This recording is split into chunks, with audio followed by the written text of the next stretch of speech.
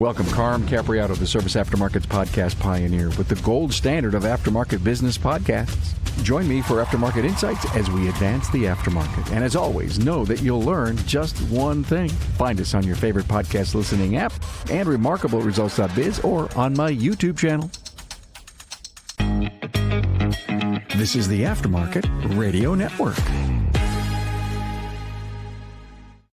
Hey everybody, Carm Capriato, Remarkable Results Radio. Good to have you here. We have a show today on health. Go figure. Oh, Carm, you're getting old and you're trying to pay attention to your health. Yeah, and maybe you should too.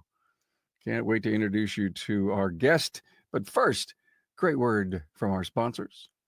Hey, take your auto care center to the next level, the gold level, with the NAPA Auto Care Gold Certified Program. This program is for the best of the best who can provide a consistent consumer experience and earn the trust of returning and new customers. Talk to your NAPA sales representative about how you can become a gold certified shop. Hey, for over 30 years, NAPA Trax has made selecting the right shop management system easy by offering the best, most comprehensive SMS in the industry. We'll prove to you that Trax is the single best shop management system in the business. Find NAPA Trax on the web at napatracs.com. Also, thanks to aftermarketmanagementnetwork.com for information that can help you move your business ahead, and for the free and informative laborratetracker.com. Hey, welcome back, everybody. Let me introduce you to Mauro Stara. We're going to talk about the longevity blueprint, how to stay strong, sharp, and energized after 50. And I have to say that there's an awful lot of shop owners in our industry, Mauro, that are in that zone of probably 50 plus, and they're looking for succession. One of the things that I hear and I see from everyone is, Carm, sleep, nutrition, strength, mobility, stress management. And oh, by the way, I'm thinking of selling my business. And we have developed ourselves into routines that, in my opinion, may not necessarily be healthy for us. And this whole thing came to me from Brian Walker from Shop Marketing Pros. And I just saw him this past week out in Florida. And he continues to look really, really good. And he tells me he feels good. And you helped him. Mauro is from the sixpackceo.com site. And apparently you're out there helping people find their true fountain of youth. Absolutely, yeah. Look, I appreciate you being here and helping us through what we all may not necessarily know. We have some health challenges.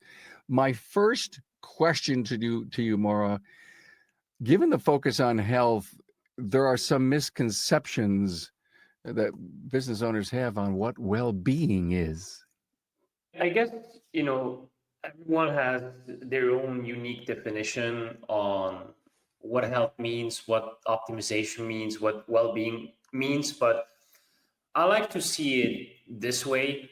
Think about a point in time in your life where you woke up pain-free, full of energy, full of mojo, and you went after what was in your mind without, let's put it, physical hesitation, without mental challenges in terms of fatigue, brain fog, energy crashes, post lunch, like a feeling of high performance and focus and being on your A game throughout the day, and not just one day, but day after day. And I would say most people had such a period in their life, whether it was in their 20s, in their 30s, maybe in their 50s. Like there was a snapshot in time where you felt the best on your scale of measurement, not you comparing yourself to someone else, but you comparing yourself to across time where you felt your best. And so if we go back to your initial question with well-being, it's really, how can we elevate our health, our performance, our energy to that state, not just for a short period, but for as long as we can, to increase the quality of life that we have? Well, you just slapped me upside the head, because I'm trying to think when I felt fabulous. To your point, I've always thought back about decades, 20s, 30s, 40s, 50s, and I have always felt that there's a new life challenge, there's a new health challenge, I'm not paying attention, I should be doing more of this, or we're trying to be the biggest earners we possibly can, say in our 40s and early 50s, so we can set up our retirement. And we don't pay attention to the things that we should. I love what you said about having a hesitation and having brain fog. Oh my God, I bet you everyone who's listening is there. And I guess the next question would be, how do I get rid of it? And I know you're going to tell me it's what I eat, what I drink, and what I physically do to elevate myself. So let's jump in this thing. I'm going to ask you a really stupid, big general question. So what do I got to do? I'm a big fan of knowing why something is happening, because I believe that identifying the problem, or let's say the root cause, is 3/4 of the solution. Meaning, if you know why something is happening, when it's happening, it's much easier to know what the root cause is and what the right solution is, versus being too quick to come up with something. And I know a lot of people that are in the health and fitness space, or really any industry, sometimes they want to sound smart and they will throw some buzzwords at you, or say, like, hey, just eat those foods and it will disappear. But it really comes down to each person. So if we stick to brain fog, I would ask you, when is it? Is it all day long? Is it in the morning? Is it after you eat something? Is it if you don't eat for a long period of time, right? And now we have questions that can isolate the issue. And if we know, okay, it's always after dinner, but it's not every day, well, what days is it? Is it the days that you have dairy? Is it the days that you have, I don't know, a protein shake? Is it the days that you have fish? Whatever that is. And now we can isolate and see, okay, it's something I'm eating. Maybe it's not something you're eating. Maybe it's all day long. Maybe it's every single morning, right? And then it will go deeper. And a lot of times, from my experience, it comes down to a few things. One can be low testosterone, right? If your testosterone levels are low, you'd see that on a blood panel. That can have an impact on if you're experiencing brain fog. The other one is gut health. If you have a leaky gut, overall poor gut health, digestive issues, that can also cause brain fog. Mold is also an issue.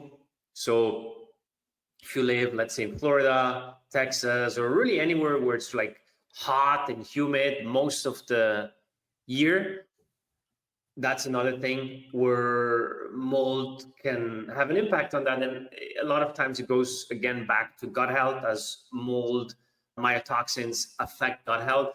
So you want to identify when it is, right? So for example, I had brain fog in 2023 and I couldn't figure out why. Like, I was having every morning brain fog, and it would get better throughout the day. So regardless of what I ate, whether I ate this or that, small portions, no food, like, it was irrelevant to what I ate. And I couldn't figure it out. And then I went 2 weeks on vacation, and my diet quality was worse on vacation. I was eating more and less quality foods in a hotel, or, open buffet. And after like a few days, I realized, man, I'm having no brain fog. I'm on my A game. I feel really good. And said, okay, maybe it was a little bit of stress. Who knows? I come back home 7, 8 p.m. I didn't have dinner. I didn't eat anything at home. The next morning, I had brain fog again. So I knew, okay, there's something in the house. And I called the guy, come and check it. And he came and checked it. And it was very clear. There was a lot of mold. You wouldn't see it, but it was behind the wall, right?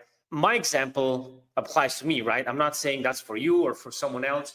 But again, we have to identify, when does it happen? Can we isolate it? And if not, then we have to run through certain variables and possibilities. What a mouthful. What you just told us was a great story. And all I could think about, because of our industry, and we look for problems on vehicles that aren't running right. Oh, I'm not feeling good. How do I find my problem? You just described diagnostics to us. And we do this for a living. And so if we're not feeling right, pay attention, stop, think about, I love it, all the foods and what you're drinking and what your stress level is. And maybe we can figure out by elimination, because that's a lot what diagnostics is in a vehicle, is we want to eliminate certain things along the way. And we're smart enough to know how we can eliminate, this has happened before, I get this. But, I would have never thought foods. And to your point, as we were out this past week doing a conference tour, we were eating with people that says, I can't eat fish and I can't eat veal and I can't eat this. And they've learned over time what they can and cannot do so that they either feel good or they have an allergy to it. Life is crazy today to try to find your heightened level of health. It is. And I love what you just brought up with the car diagnostic, because it's exactly what we do and why I'm such a big fan of blood work. Because if someone asks, hey, why am I not able to lose weight? Why do I have brain fog? Why do I feel so tired? Why am I bloated all the time? Well, if you go to a car mechanic and you ask similar questions like, why, is this and this not working? Well, if he just says like, oh, it could be this, let's do this and this, you'd say, wait. Like, how do you know that? What it does is usually plugs in a device, right? And you get, it starts to blink after a few minutes and it tells you, hey, here, there's an issue that needs to be addressed. And this is why I'm a fan of blood work, because it's not guessing, it's testing. Stretch out your arm, you give blood, and within 1 2 weeks, the data comes back and tells exactly, hey, here's what's going on in your body, in my body, someone else's body. And there's no guessing. It's the raw data that tells us and guides us and indicates us what is going well, what is okay, and what is not going well. And now we can address it on a micro level, but also on a macro level, looking at certain patterns, right? I find it amazing, especially when it could be this. It's a lot of doctors can say that to you, just like a great technology specialist in the service bays, because they've seen your vehicle, they understand its platform, they understand its computer, they've seen the problem before. Doesn't mean that's going to be the problem, but they could say, well, it could be this. Well, how do you know? You just plug in the thing and read the lights? No. They literally put much more sophisticated thing. And I love what you said. It's testing. And that's exactly what goes on inside the bays when we're trying to troubleshoot a problem vehicle. It's testing. So maybe you got to get to the doctor. I mean, there's so many different specialists out there. There's sleep, nutrition people, strength and mobility. That's what you do. Let's go through some of these. You mean which specialist? Yeah, let's talk about sleep mastery. How does that affect our longevity and level of health? Yeah, so when you sleep, you have different phases. If you look at, classic sleep chart, you go to bed and there's the time it takes you to fall asleep. Should be not too quick. If you fall asleep within 30 seconds, usually that means you're sleep deprived or you just had a lot of activity during that day, so you need more recovery. But usually like 10-15 minutes is a good normal window for someone to fall asleep. If it takes you longer, like 30 minutes, an hour, there could be other issues there. And then once you fall asleep, you go quickly into light sleep. But really the two main phases during your sleep are REM sleep and deep sleep. And the first half of the night, you have deep sleep, and that's where the physiological repair happens. Muscle and human growth hormones are released there, which are very important for anti-aging. So how youthful you feel, you look. There was just, I think 2-3 weeks ago, a panel of scientists who looked at all markers for health and longevity and anti-aging, and they agreed that IGF-1, which is a marker for human growth hormone, was the number one marker for anti-aging. And so if you get proper sleep, deep sleep, the first half of the night, that's where that hormone is built and produced. And then the second half of the night, you have something called REM sleep. That's rapid eye movement. That's a dreaming phase. And you can also tell, like as a test, if you're not dreaming. I'm not saying you need to dream every night, but if you're never dreaming, if you never have dreams, your REM sleep will be very low. Without getting an Oura ring or a tracker, like that's already a sign that you're not getting enough. And that's where more, you could say, psychological repair, or let's say brain health, brain repair happens, cleaning, memory, right? That you have a sharper brain, speaking of brain fog that we just talked about before. And it's also where, for the man listeners here, also important for women, but more for men, where most of your testosterone is produced. So about 70% of your testosterone is produced during the later half of the night, during REM sleep there. And we know that testosterone is the fountain of youth for men, makes you look more masculine, stronger, muscle growth, fat loss, energy, libido, helps with cardiovascular health. Like there's so many benefits, especially when it comes to aging. And when we optimize our sleep, which we can get into the strategies and tactics and what can be done there, then we put ourselves in a better spot for energy, performance, anti-aging, longevity. And there's a lot of buzz right now around longevity and how can I extend my lifespan. And that is all good, but I always think, like, how can I make sure that my quality of life is also great? Because yeah, you can live to 90, 95, but if you're in a wheelchair and you have dementia, it's very different versus someone that only lives till 85, let's say, but until the last day of his life or her life, the quality of life is up here. So I rather live 10 years less and my quality of life is here than living, an extra 10, 20 years, but my quality of life for those 20 years is here. I don't know about you, but that's the way I see it. EVs and other high-voltage vehicles are changing the automotive landscape. Is your shop ready? With more than 16% of these light-duty vehicles on the road, you will have many opportunities to service them, but you must do safely and properly. Get your shop trained and equipped to service hybrid and EV vehicles with NAPA Autotech's innovative EV-ready Level 1 high-voltage awareness and maintenance training. This 4-day program is held in a fully functioning EV repair facility with all the latest high-tech equipment and technology needed to train your technicians to go from an EV maintenance tech to an EV battery service tech after completing the entire program. This 4-day program is held in a fully functioning EV repair facility with all the latest high-tech equipment and technology needed to train your technicians to go from an EV maintenance tech to an EV battery service tech after completing the entire program. Each topic starts with intensive classroom training, followed by in-depth, hands-on practice, and students are tested on the knowledge they gained in the classroom. Technicians will learn on various hybrid and EV vehicles such as Tesla, Toyota, GM, Ford, Hyundai, and Nissan. This will allow them to make educated decisions on equipment needed in their own shop to perform repairs. This course is on site at the NAPA Automotive Research Center in Canton, Ohio. Attendance requires ASE 6 certification, EPA ASE 609 certification, and at least 5 years of shop experience. The total cost is only $4,000 per attendee, which includes the 4-day course, hotel, breakfast, lunch, and the PPE needed to perform the services. Now, if you're a Gold Certified Auto Care, you can use your Gold marketing funds to offset the cost. Hey, don't miss out on this invaluable opportunity to advance your team's skills and ensure your shop is EV ready. Contact the NAPA Training Service Center at 800-292-6428 to secure your spot.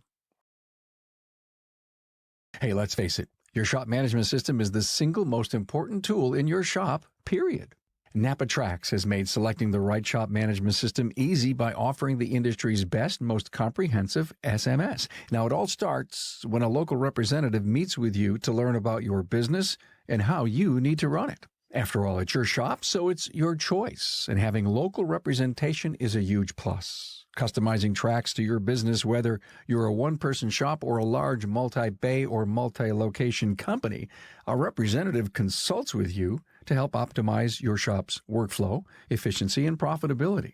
Trax always has the flexibility to do business how you need to do it, which means it can also grow as your business grows. And unlike the other guys, will be there for you after installation with the best training and support in the business. Yes, a learning management system tailored to each role in your company. Simply put, Trax was designed and built for shop owners just like you. Visit us on the web at NAPATRACS, that's NAPATRACS.com. So it's always great to get tips or ideas that you can call your own. At AutomotiveManagementNetwork.com, a favorite feature for many members is short and to the point, real-world ideas for your shop. At Automotive Management Network, they serve up over 365 tips to cover a year's worth of ideas that you can use to improve yourself and your company. Get a ton of great stuff at AutomotiveManagementNetwork.com, the creators of LaborRateTracker.com, the industry's only resource for labor rate info. I would totally agree with that strategy. I definitely don't want to be a zucchini laying in bed. But I am blown away by what you just said about sleep. I don't dream. The occasional dream. So what do I have to do to dream so that I can get good REM sleep? Sure, we can dive into it. I always recommend people to track their sleep. So you can get an Oura Ring. Mine is just right behind there charging. An Oura Ring is very good. A Whoop Band, a Fitbit would also work, but the Oura is the gold standard. And that's where you would see how much REM, how much deep sleep you're getting, heart rate, recovery, like gives you all the data. And now it gamifies the process and you have something to work on to be on an incline. And then you see the starting point. And once you implement what I'm going to share, you can see, hey, how much did I improve, right? So the most important thing for sleep is, contrary to popular belief, because a lot of people think as long as I get 7 to 9 hours of sleep, then I'm good. And that's important, right? That's the quantity. But your circadian rhythm is way more important. So your circadian rhythm is the inner clock, inner biological clock. And when we look at mortality studies, they found that those who go to bed and wake up at regular times, let's say you go to bed at 10 p.m. and wake up at 5 a.m. or 4 a.m., so you don't get enough sleep, but you're regular, your mortality is lower than someone who gets to bed, let's say at 10 p.m., wakes up at 7 or 8 a.m., but the next day goes to bed at midnight, wakes up at 10 a.m., right? So the more there's like that deviation, the more the mortality risk went up, because you're creating a scenario of social jet lag, so to say. You're jet lagging yourself as if you move countries or time zones all the time, versus having that strict routine. So that is number one, there, your circadian rhythm. And the best way to optimize that, aside from setting those two times, I'm not saying you need to be a robot, but if you have a 30-minute threshold, that would be good. And the second one is sunlight. So you could just Google sunrise and put your zip code in, and you see sunrise and sunset. And you want to make sure that you get the first hour of the day, you get a little bit of sunlight there. You don't have to spend an hour in the sun, but if you get sunlight exposure in the morning, that's going to help your body reset their circadian rhythm and make sure you're in alignment with that inner biological clock. That is like the number one foundation. Okay. Light So exposure what if in it's the morning. Mauro, what if it's cloudy all the time for like a week? You still get some benefits. So if it's sunrise, where do you live? Buffalo. Okay, so let's say sunrise Buffalo is 7 a.m., for example. If you go out in your garden or, your in the balcony, snow whatever. pile, out back of the house. Okay. Yeah, you can just open the door. It shouldn't be through the window. Just open the window or the door, 5-10 minutes. Even if there are clouds, you still get a little bit of that benefit. Sure. But what you can do is get a 10,000 Oaks lamp. It's like $50 on Amazon, where you have bright light, and that helps already during winter. So that's like for the morning, setting the tone there of the day with that light exposure. And then, because think about it, like the body, right? You and I, the reason we have this podcast today at a certain time is because you and I agreed, hey, we're going to do that at this time in this time zone, right? But the body doesn't know if it's 10 a.m. or 10 p.m. Right? Really? No idea. The body knows only two things, light and darkness. No. And when the light goes up and light goes down, so to say, so sunrise and sunset, that's how the body starts to regulate. So we covered the morning. The big issue for most people is at night when they're on their screens, phone, TV, tablet, computer, and the sun is down. Usually the body would fire certain hormones like melatonin, but we're still in the computer. There's still that blue light. So the body thinks like, oh, it's still daytime, right? And now it's firing certain hormones that shouldn't be firing at that time. And now there's a mismatch in that circadian rhythm, and that's going to have an impact on your sleep. So what can we do there? It's not realistic to tell you, hey, you know what? When after sunset, let's say 5, 6 p.m. in winter, you can't touch your screen, you can't watch TV. That will be not sustainable for most people. But what you can do is get some blue light blockers. Yeah. Bone Charge is a good brand. True Dark is another good brand. You get those, you put those on, and that's going to block the blue light. And now your body can start producing melatonin, and that's going to help with your sleep, with your circadian rhythm to get more sleep quality. But that is like the number one foundation, regulating light in the morning and in the evening. Does that make sense? Yeah, it does. So much to learn. It's literally flabbergasted, shocked by hearing this and how poorly I'm performing on my own self and body. But again, what's so interesting is I'm coming off of this 10-day conference tour, and there's a whole bunch of us talking about naps. And they were saying, Carm, how about that 20-minute nap? I said, I get one every once in a while. I feel great when I get up. I can go for hours. Tell me about naps. I used to demonize them, but there's some research that shows they can be very beneficial. Obviously, you should sleep throughout the night, not during the day. But let's say, you have toddlers, young kids, or you just, as you said, you were traveling, had a conference, didn't get a good night of sleep. You can take a 20 to 30-minute nap or a 60 to 70-minute nap during the day. And it should be 6 to 7 hours after you woke up. So if you wake up at 6 a.m., your nap should be around lunchtime, so 12, 1 p.m. That's like what the data shows and the research shows when the optimal time is.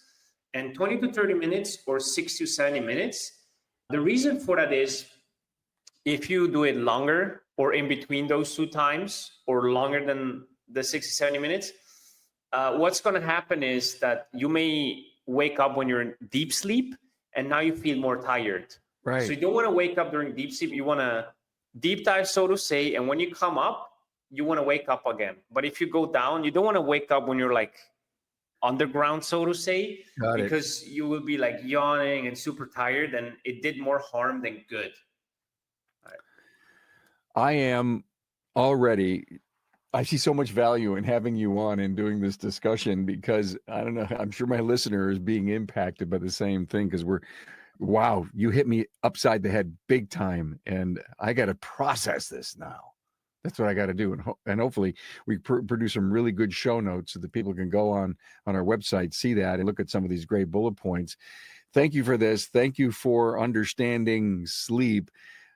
About nutrition. One second. Sorry to interrupt you. I just want to add something to sleep because we talked a lot about light, but there's like 2, 3 more things that I want to give your listeners that they can really implement right away for their sleep. And that's going to help them with the sleep quality, especially. Okay. So the second thing is the time you eat. So you want to stop eating 3 to 4 hours before bed. That's when you should have your last meal. And the reason for that is if you eat too close to bed, or really when you eat, after eating, your body temperature is up because your body's digesting, processing the food that you just ate.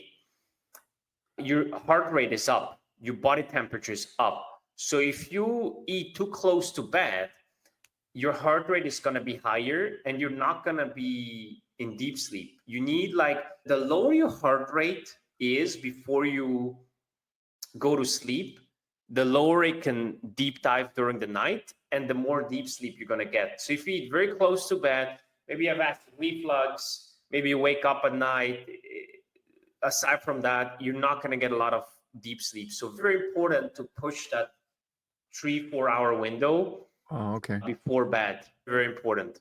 And the other thing is, I'm pretty sure that most of your listeners, they will wake up 1, 2, 3 times at night having to pee, right? And there can be many reasons for that, but one of them is your ability to hold on to fluids is not great. So what you can do is get a little bit of salt, just a pinch of salt, put in your tongue or put in a glass of water, have that maybe 1 hour before bed, or some electrolytes, but some salt is usually enough. What that's going to do is it's going to help you store the water more in your body because salt has sodium and chloride, and those two electrolytes help you store fluids outside the cells, and that's going to help you not having to get up and pee. I'm not saying it's going to fix it for everyone because some people will have other issues with prostate, gallbladder that need to be looked at, and there's supplements for that. But 9 out of 10 people that I work with, we tell them, hey, add a little bit of salt or have a little bit of electrolytes about 1 hour before bed. And in a glass of water? Is that what you're saying? Put it in a glass of water? Yeah, but like a small glass. You don't want to like jog down a huge. So help me with this because you just nailed what happens to me. Okay, so I get this little cup, like I would say, rinse my mouth after toothpaste, right? Brushing my teeth, and I take that. I would say half of that. Pardon? I would say half of that. Okay. With some water, and then just put a little bit of salt in it. A sprinkle of salt. Yeah, just sprinkle salt in it. All right. Zack, and you're good to go. Try it out. Give it 2-3 nights and see what happens. I'm going to do that. I'll report back. Good. Report back. Oh my God. Thank you for that. This episode can just be titled Sleep. Are you getting enough? Yeah. Talk about eating now. I mean, you know, sure. I love the idea that you said, please don't eat 3 hours, I think, before you go to bed. Yeah. Yes, 3 to 4 hours. And that includes snacking, right? I mean, if you have like half a banana or something small, it's not a deal breaker. But like your dinner should be 3 to 4 hours before bed. Especially if you have like meat or fish, like something heavier, that will take time to digest. But yeah, if you have like a banana or so, or like a kiwi, you could have that 2 hours before bed. It's not a big deal. Got it. Okay. Nutrition. Is there anything I could eat to give me more energy? So energy goes back to sleep. Sleep will be the greatest driver for energy. But when it comes to your diet, there's a couple of things we can add or remove. So the most important thing is keeping our blood sugar levels stable. Most people, what they do is they start the morning with some croissants. They go to Starbucks, you know, have some coffee with some milk, some sugar. And when they try to eat healthier, what they do then is they get an orange juice, some granola, oatmeal. And if you notice, all of these choices are rich in carbohydrates. And I'm not saying carbs are bad, but what happens is if you start your day with carbs, your sugar will spike up, and then your pancreas will release insulin to lower those carbs. And when insulin is released to lower the sugar, it will go down like this. So your glucose levels, your sugar levels will go down. When you go down from that roller coaster, you're going to be hangry, you're going to be tired, you're crashing. And now you're in a spot where your energy is low and you're constantly snacking. So you're going to be on a sugar roller coaster all day long, feeling tired, craving, hungry, and you put yourself in a spot where you overeat and gain fat. So your sugar, your blood sugar levels, rather than a roller coaster, should be like rolling hills, like this, much more stable. So they did a study and they took two groups of people. Group one had cereal for breakfast, 500 calories. Group two had steak and eggs for breakfast, also 500 calories. So the exact same amount of calories at the same time, 8 a.m. Both groups ate that meal, they were done. Group one, the cereal group, got hungry at 10 a.m. So 2 hours after breakfast. Group two, steak and eggs, got hungry at 2 p.m. So by having protein and fats, you keep your blood sugar levels stable. There's less of a spike. You're not hungry. Energy is through the roof. Mental clarity is up. You have less brain fog because you're not crashing from the sugar. and you're not constantly snacking, you're not hungry, you're not thinking about food. So you also put yourself in a better spot to lose fat. So what you eat and when you eat it and how you combine it has a big impact on how much you eat and how you feel. It's a lifestyle change. I mean, you just got to look at the refrigerator and what's in the pantry, and you got to say, this is just got to go. But we love our Raisin Bran and our Captain Crunch. So what you can do is two things. One, the order in which you eat food has an impact on your blood sugar levels and if you overeat or not as well. So let's say you want to have a piece of chocolate cake, like a nice chocolate cake with some ice cream, maybe some brownie. So let's say you would have that on empty stomach. Your sugar will spike through the roof and crash. But if you have a piece of meat with some salad or fish or some eggs, like just protein, fat, some veggies first, and you have it as a dessert, your sugar will spike less. So you can still enjoy that and you will feel the effects less. The other one is you want to save most of your carbohydrates for later in the day. Really? Why is that? You're still going to crash and feel tired, but that's when you want to feel tired, when you go to bed, and not in the morning when you want to be sharp, productive, and in your A game. So if you already know that carbs make you tired, well, save them for later in the day. That's when you want to be tired. Well, that's a cool tip. So if I sat down and ate a half gallon of ice cream at night every single night so that I could get to bed, is that healthy for me?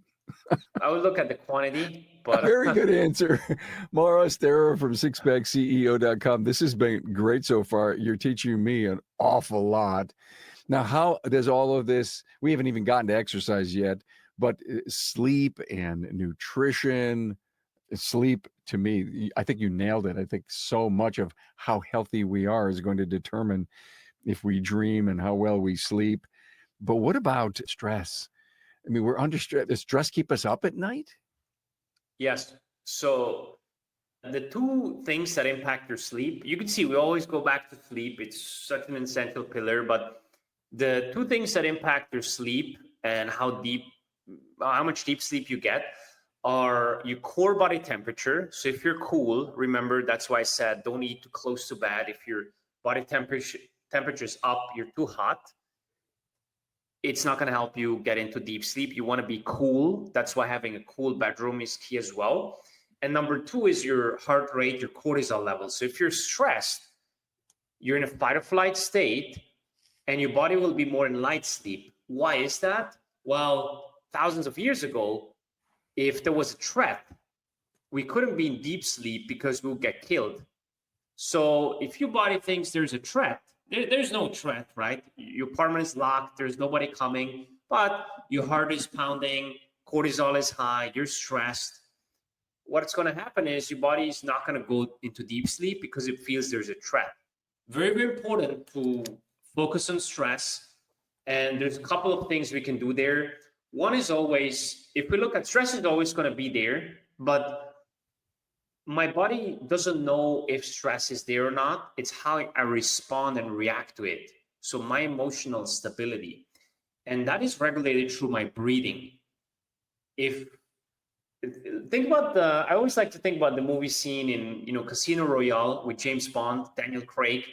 There's like that bomb or fire outside, and he's just there at the poker table. Everyone screams and yells, and he just looks on the right and goes back. It's like super calm. So his body doesn't know that there's fire, there's people running, screaming, and that is causing stress because he's so calm through his breathing and his intention that he doesn't react to it. So his emotional stability is incredible. And even though that's a movie, right, we want to aim to get as close as we can to that. We don't have to be perfect, but we want to make sure that we regulate stress through breathing. So one thing you can do is 4-10-4 breathing, which means you breathe in 4 seconds, you hold it for 4 seconds, and you breathe out for 4 seconds. That's going to calm down your nervous system, and it's going to help you. Just do that 4 times. Takes like 1 minute, and you can integrate that multiple times throughout the day. The other one is when we're stressed, we're like compressing. We have a tight schedule.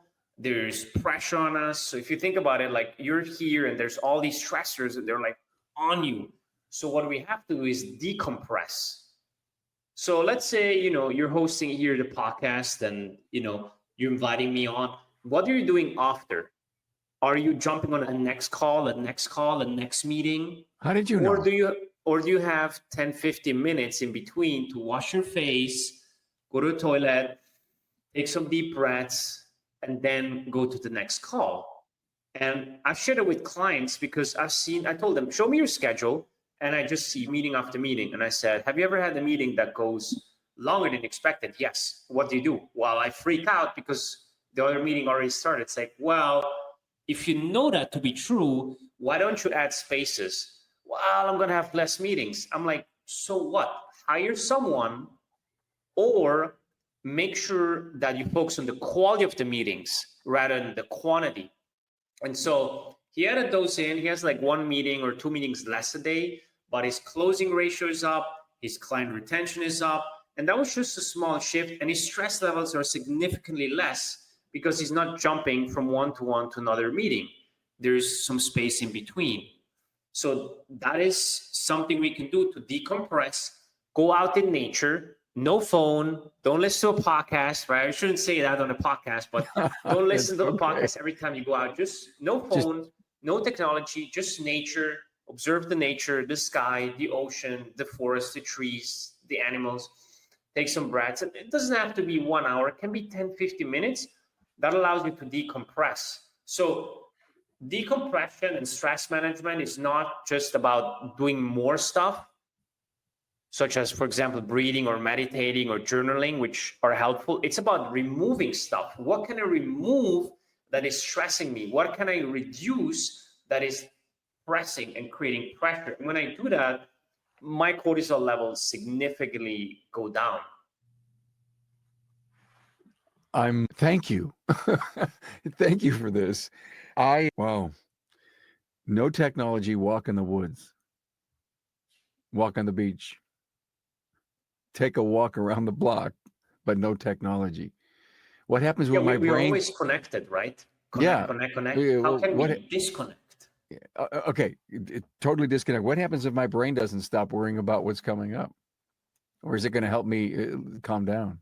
It's fine. It's part of being an entrepreneur. I don't think as an entrepreneur, you can ever shut down your brain. Like the reason we are where we are is because of the hyper creativity we have. Yeah. But you need time where you think and just plan 30 minutes a day that are just your free thoughts. Yeah. And now you can get more creative, because if you truly think about it, right?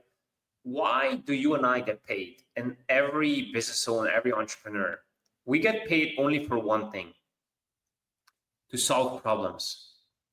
And how do we solve problems? Through solutions. Yeah. And how do we come up with solutions? We create them. And how do we create them? Through creativity. And how can we boost creativity? Not when we're stressed. When we're stressed, you're in the first, there's 3 parts of the brain. You're in the front part of the brain, in the primal part, fight, flight. When your cortisol is down, you're out in nature, you're calm, you go to the third part of your brain, the part that's behind. Don't ask me about all the 3 terms and how they're called. And you go to that part of the brain, and that's where creativity is. So we always think we need to do more and more and more, but many times it's actually doing less. When you do less, you get a great idea, and that great idea can take your business and your life to the next level, versus doing more may just keep you on the same level in the same wheel. Yeah, it may get you ahead, but it's not how much you do, but many times how many quality ideas you have that get you to that next level. Amazing stuff. I just want to encourage our listener to please share this with a friend, because I'm sure you know someone trust me, you know someone that can use all this great advice. Now, he's Mauro Stara, Six Pack CEO. As we end the show, let's talk about physical activity, what you do. That's I have a six pack under here. You just can't see it. We all do. Yeah. Let's talk about exercise as we finish up here. Yeah. So, you have two main categories. You have cardio, such as running, swimming, walking, biking, and you have resistance training.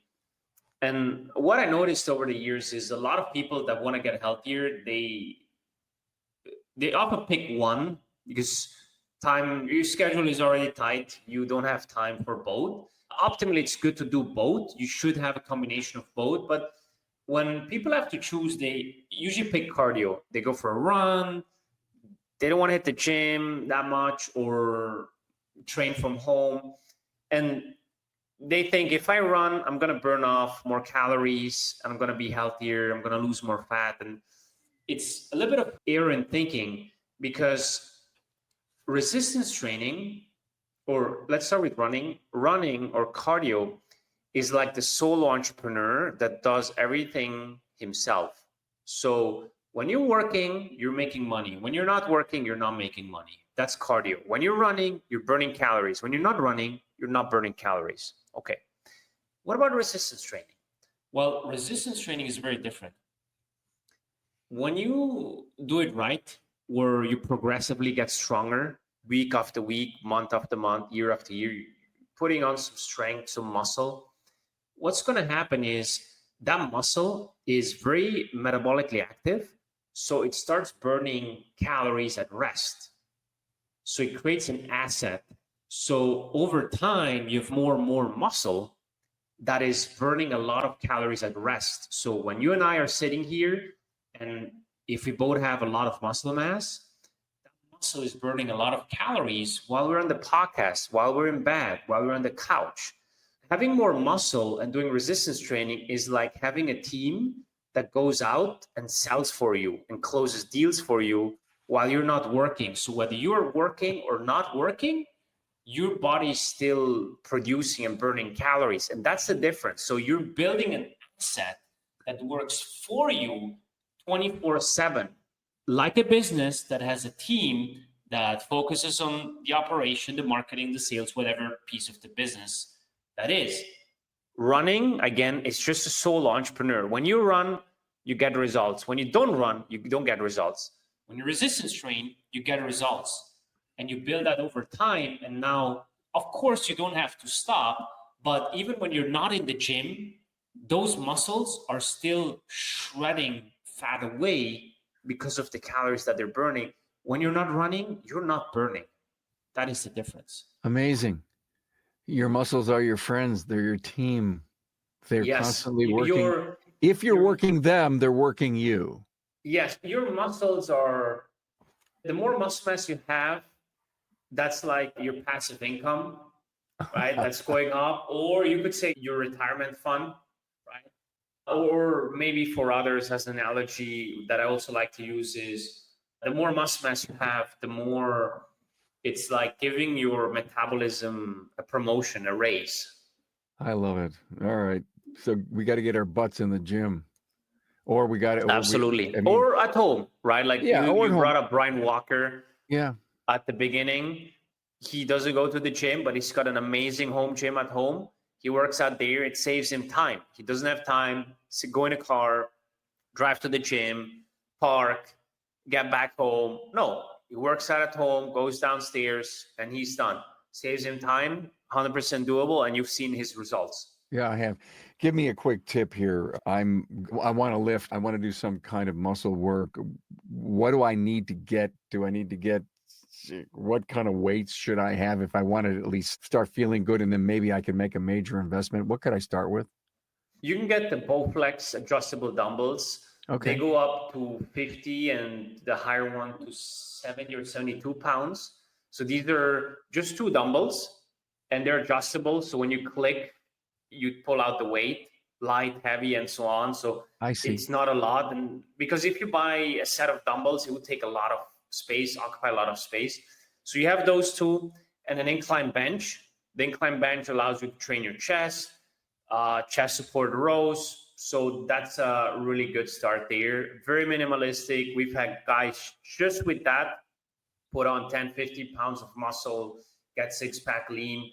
But as you said, over time, if you want to further progress, you need a little bit more equipment. And that's where you decide, do I want to go to a gym or do I want to work out at home and build out a nice home gym? Both work. It's personal preference.